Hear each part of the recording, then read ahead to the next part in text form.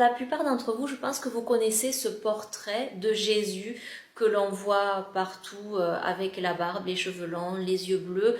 Cette image de Jésus, en fait, à la base, c'est le portrait d'un prince italien de la Renaissance qui s'appelle César Borgia, qui était un amant de Léonard de Vinci. Et Léonard de Vinci, pour ceux qui connaissent ces tableaux, est censé avoir été l'auteur d'un tableau qui s'appelle Salvator Mundi, le sauveur du monde, donc qui représenterait Jésus.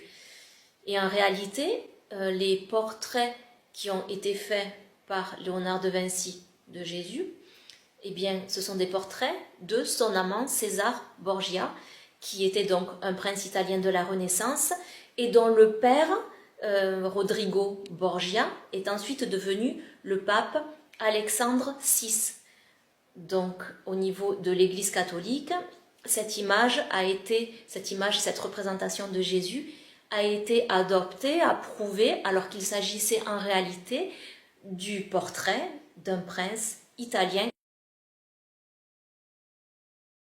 Dans l'occultisme, dans l'ésotérisme, c'est aussi la façon dont on représente Jésus. C'est toujours à partir de cette image-là.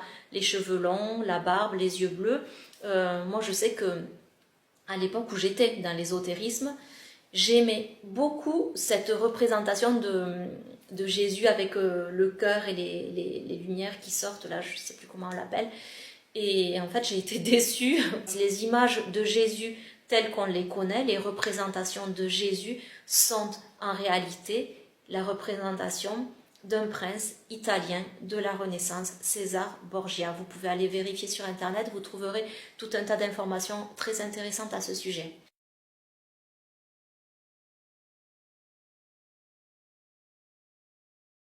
Of Caesar Borgia.